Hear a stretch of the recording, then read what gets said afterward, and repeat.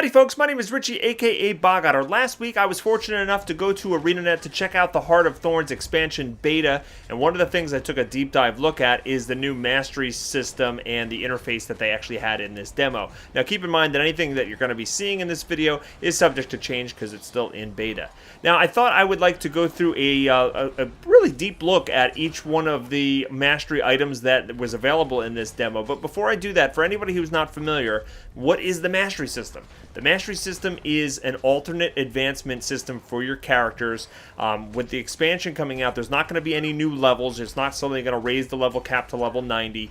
They don't want characters to have to progress in that manner. So the mastery system is a way for you to unlock different types of abilities and skills to progress through the jungle environment inside the expansion. So they take inspiration from games like Metroid and Legend of Zelda, in that it's not necessarily oh, you're going to put a point in here and gain, like, you know, a percentage to your power or your percentage to your crit chance. It's not going to kind of increase your power level in that way, but you might unlock the ability to, like, bounce on mushrooms and get to a new section of the jungle, or hang glide into the treetops. So it's that kind of, once, you know, you hit different abilities or you gain different abilities that unlock new content or allow you to progress through content that you couldn't before, not necessarily increasing your power level. So that's how the mastery system is going to work. There's going to be ways to unlock masteries. It's going to be a system where you can perform certain challenges. They call them adventures to unlock mastery points. You can gain masteries in different ways by doing map completion, maybe in the old world. And you're also able to select a mastery that is going to replace your experience bar at the bottom of the screen. So every time you gain a level post level 80, you're not going to get skill points anymore. You can get mastery points towards one of these lines that you're going to be working towards. So you know, that's kind of a very, very high level overview of what the mastery system is. Let's look at some of the actual mastery skills that you can unlock.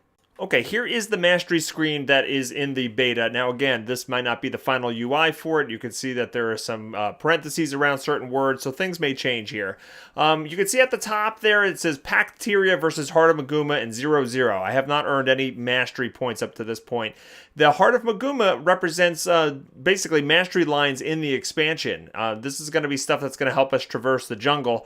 And there's also going to be mastery lines that will impact the old world, and that's what the Tyria section is over on the left there. So there are some old world implications to the mastery system as well.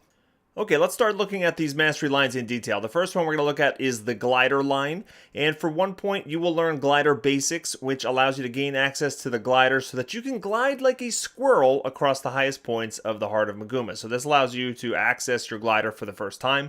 If you spend another point along this line, you get thick wings, and that allows you to stay in the air longer. So there's actually like an endurance meter that appears at the top of your screen while you're gliding, and this allows you to glide for longer before you fall to your death. Isn't that nice? So if you spend another 2 mastery points after that, you get updraft use. All right, this allows you to boost your flight height and the ability to travel to never before reachable locations. So this actually unlocks content for you, and there's going to be places where you just can't get to unless you have unlocked updraft use. The next ability you can unlock is called Stronger Bindings for spending 5 more mastery points. This looks very similar to Thick Wings.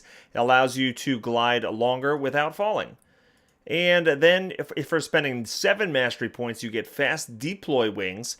Alright, so through a series of high-tension springs and quick-release levers, you rigged your glider to be able to deploy its wings more frequently. You'll find when you test this out, you jump off a cliff or off a vine or something like that, and you actually have to wait a second or so before you can actually hit the spacebar to deploy the wings. This allows you to deploy those faster, probably makes it feel a little bit more visceral, I guess, and you probably can get to further places as a result because you don't have to drop a little bit before you deploy the wings. And the final mastery that you can learn is called Powerful Leap on this line, and this is 10 mastery points for this. After intensive leg training, you have learned to boost yourself into your glide with far greater force. So you get to kind of push off with it. So I think, all of these just they make it more fun for you to glide, I would think, and more responsive and easier to navigate, but they also unlock different places for you to get to because you can fly there faster and, fly longer as well. The next line down that we're going to look at is called Exalted Lore Mordremoth's Bane. Of course, these are all placeholder names. They're subject to change. This line I find very interesting. These seem to be different combat maneuvers and kind of goes through that Legend of Zelda progression system I was talking about before. And like Legend of Zelda, you might have an enemy that you can't beat, and then you'll actually, unlock a slingshot, or there'll be a boulder in your way, and then you'll unlock like a hammer to take that out. These are just examples. Super Adventure Box had examples like this as well in Guild Wars 2. So the first time you spend a point in this line, you get Mordremoth's Bane, which is the Exalted introduce you to the basics of combating the Mordrem. Their conditions affect you far less. Okay, first of all, who are the Exalted? We don't know. That's kind of interesting. This kind of gives us a little bit of a spoiler into a faction that we're going to interact with. Who is this? Is this the Mersat? Is this something else? We're not sure, but they are teaching us how to combat the Mordrem. So the first thing we get is a little bit of a resistance to their conditions, which should help the combat quite a bit. So it's not that we're doing more damage to these creatures, but their abilities, their conditions affect us less. So that's one mastery point. And then you spend 3 more mastery points and you get something called Exalted Acceptance. Gain the trust of the strange and mysterious Exalted, giving you access to their services in the Golden City. How interesting is this? It looks like there's going to be some sort of, I don't know if it's going to be like a capital city, but there's going to be some sort of sanctuary away from Lion's Arch and all those, civilizations that we're used to. And we're going to be able to stay in the jungle, it looks like, and access, I don't know, different types of services. I don't know exactly what kind of help this is going to be, but I can't wait to go to the Golden City. I want the Golden City. And here we go. The next line, if you spend 5 more points in this line, you get to get Exalted Honing and learn how to pierce through tough bark, which makes some of the more powerful Mordrem, otherwise invulnerable, now weak to your attacks. So we got a little bit of a preview of this before, that they said that there might have some tough bark skin creatures that you just can't hurt, you can't destroy. Well, this will allow you to kill those creatures off and actually damage them. What's interesting to me is when the expansion comes out, people are going to be spending these mastery points differently, right? Some people might max out their gliding, and then they can get to all these secret areas just by flying, while others will say, you know what, I want to be able to take out the Mordrem, and your choices are going to matter. Like, eventually, you'll be able to unlock a lot of these things and access all of the content, but in the beginning, you're going to have to make some choices to see what kind of things you do first. I like that a lot. All right, so the next, for 7 mastery points in this line, you're going to have Exalted Markings, and you're going to gain the knowledge to read Exalted Markings. You can now decipher their words and gain access to secrets of their civilization. It's unknown whether this is going to be very just lore heavy, just unlock different bits of story, or is this going to be something that actually allows you to access places and figure out how to get to hidden places that other players can't access. So that should be interesting to see what transpires when you select that. The next one down for 10 mastery points is Exalted Purification. You've become honored among the Exalted. You can now challenge their champion each day and unlock their finest treasures within the Gold City. Interesting that this says Gold City here, and then earlier they said the Golden City. It's probably just temporary dialogue here. But how cool is this? It sounds like there's going to be some sort of boss fight, like a daily boss fight that you can unlock. And there's going to be rewards that you can claim once a day from the city itself once you unlock this. I can't wait to see what that is. All of this stuff is just super exciting. And then the final point that you can spend in here, actually 13 points, that's very expensive, is Wyvern Defiance. Now, the ArenaNet devs called them Wyverns the entire time. They seem to have decided that's the pronunciation, but I'm not going to be able to undo, close to 30 years of playing Dungeons & Dragons where I've pronounced that Wyvern. So, to me, it's Wyvern. So, the Exalted have taught you to stand in defiance of Wyverns. They can no longer knock you down with their wing buffets. I'm probably going to have a video at some point showing off my battle against the Wyvern. This was kind of like a world boss, a mini world boss is how they described it. It's a very tough fight. It takes some coordination, it takes some skill and practice. But one of the most devastating attacks is a wing buffet that can knock you off the platform and basically instantly kill you. So having immunity to that knockback is going to be pretty key to taking out these wyverns. So that is the Mordramoth's Bane line. I think this is one is probably the most interesting out of the bunch. It's got some really cool things, and it makes you like wonder a lot of things, like who are the Exalted, what is the Golden City, what are you going to get from the boss, what are you going to get from learning their markings. I don't know. I like this line quite a bit. The next line we're going to look at is called the Allure Language line. Now, the Itzel have been confirmed as a tribe of Hylic, so they are frog creatures. I'm a little bit disappointed because I was really hoping for monkey men in the jungle, but alas, we will have to wait for the monkey men. So Itzel language, if you spend 1 point, the spry Itzel speak a very different dialect from the Hylic of Old Tyria. Through trial and error, you learn to communicate, marking the first steps towards earning their trust. And this opens up vendors and trade with the Itzel. Okay, so right then and there, you're going to probably have sections of the jungle where you now can, sell things, buy things, repair possibly. And so this is probably a worthwhile thing to spend 1 mastery point in. Another interesting thing about the choices I'll go over real quick is, are you going to try to max 1 line first, or are you going to try to take 1 point in everything first, because that's pretty cheap. You see how expensive it can get. It quickly gets to 5 to 7 to 10 mastery points to just improve. Or are you going to just like spread it all out so that you can at least glide a little bit and talk to the Hylic a little bit?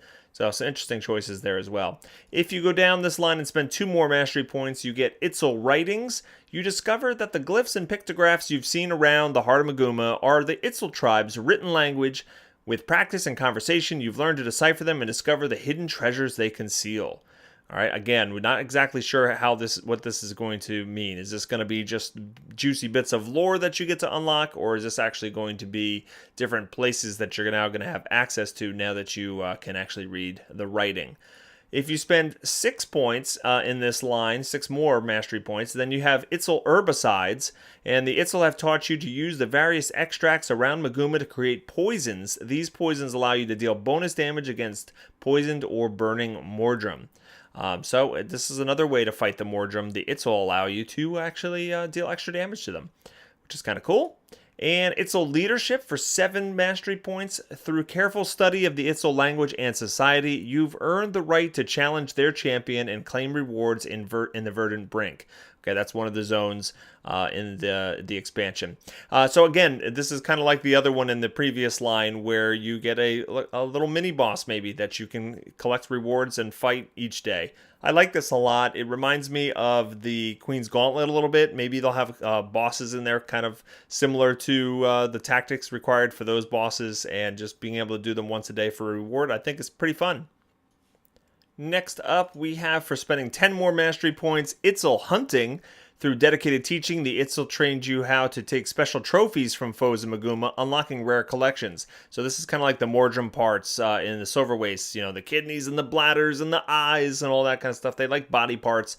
So you'll be able to, cut up the corpses of your slain foes and find parts that will be used for these new collection systems. What those collections reward you with, we're not sure. I would imagine some different skins and such like that. So this one's pretty interesting for those that like collections. And finally, the Itzel Stalking. The Itzel teach you how to operate their harpoon cannons scattered throughout Maguma, letting you pull wyverns down to your level to hunt.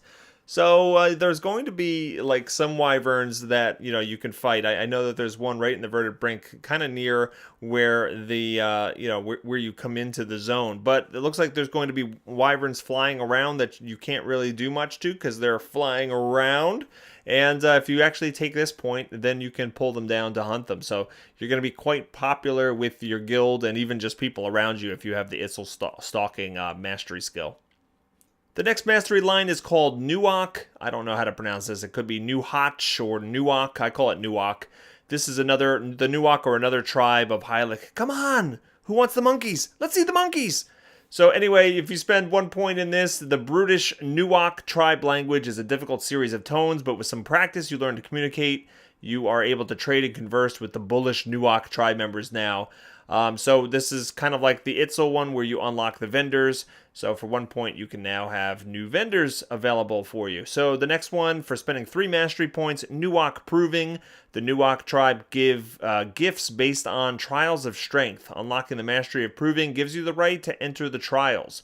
So another different kind of combat. Doesn't sound like it's going to be a singular champion like the other ones, but some sort of activity to prove that you belong. Next up, for 5 mastery points of Awk Energies, the Awk tribe teach you the ways of surviving Chak or Chalk energy. By absorbing a powerful Chalk energy discharge, you're able to create orbs that you and others with this ability can use to break through impenetrable champion Chalk energy shields.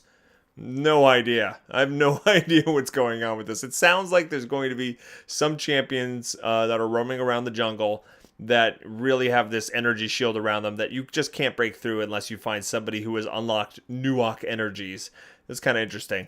And for 7 mastery points, we've got Awk Alchemy. Masterful fighters rely not only on brute strength, but also tactics. The Awk train you to remove the Chalk's powerful acid with your healing skill. So this is a cool little twist, too. So once you unlock this mastery point, I guess every time you use any of your healing skills, it also reduces the Chalk's powerful acid.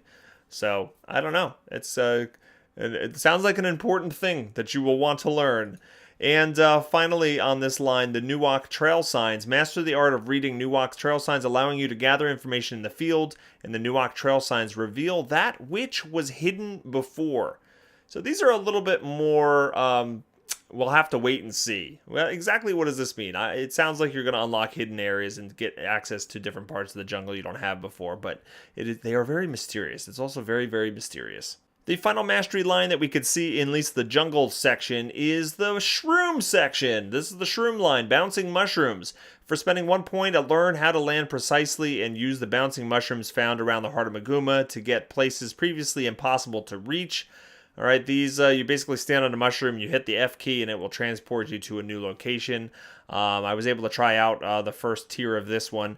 If you spend 3 more mastery points, you get blazing speed mushrooms. With stomach training, you can ingest the speed increasing mushrooms found scattered in the heart of Maguma and run at blazing speeds with the help of nature. So that one's pretty cool. You get some sort of haste ability when you find these blazing speed mushrooms. The adrenal mushrooms, you can learn to eat these, and this is 5 mastery points. This tweaks your adrenal glands, giving you a surge of adrenaline and instantly refreshes your skills. Okay, so this sounds like you're going to have a consumable, right? You're going to maybe be able to pick these or forest these, and you can have them in your inventory, and maybe you can click them to instantly reset your skills. Not sure exactly how this is going to work, but the recovery mushrooms is the next one for 7 mastery points. You gain the ability to consume these multifaceted healing mushrooms, healing you instantly and curing some conditions. All right. Again, this seems like a line that not only is going to mix being able to access different locations with the ability to use some consumables to enhance your abilities. For 10 mastery points, Master Forager. With training, you've learned to spot the mushrooms in the heart of Maguma even faster. They're now more visible on your map, so it definitely sounds like something you're going to be able to like gather, kind of like you gather or wood nodes now. Now there's going to be mushroom nodes and different types of those. And then finally, for 13 mastery points, massive bouncing mushrooms. After much practice and core strength training, you can use massive bouncing mushrooms to fly even further through the air. So again, probably unlocking different areas that you didn't have access to before. Okay, now let's take a look at the mastery lines on the Pacteria side of things. These are for the old world. There's not a lot of detail here, but you can see there's a fractal attunement mastery, and the details are obscured by the mist. So this is stuff that's going to help you into fractals. They are called Agony Channeler, Mislock Singularities, Recursive Resourcing, Essential Singularities, and Hyperactive Singularities. And then down here, there's the Legendary Precursor Crafting Mastery, and you become the Master of Legends, the Historian of Armaments, and Scholar of Maguma. So it gives you access to different types of precursor lines. So again, we don't know a lot about them, but there's just some examples that some of the mastery lines are going to actually be available for old world use as well as the jungle as well. Let's wrap things up with what it looks like when you earn your first mastery point. You can see here you get a little flashy screen. I click OK, and then I can actually access my mastery lines by clicking on this symbol on the bottom right hand corner of the screen. It brings it up, and I can spend my first point in gliding here. And I can also set this as active, so when I gain a level, it'll now actually put a mastery point in the gliding line, and I can actually now jump off the cliff and not die. So here we go, you hit spacebar to deploy, and there I am. I'm flying, I'm flying. Well, that's going to wrap things up, guys. I hope you enjoyed this video. If you did, please hit that like, favorite, and subscribe to the channel so you can be notified when I release future videos. I have more videos coming out, I have more gameplay, I have more interviews coming out from my trip to ArenaNet, so stay tuned to the channel, and I hope everybody has a fantastic day, and I'll see you next time. Take care.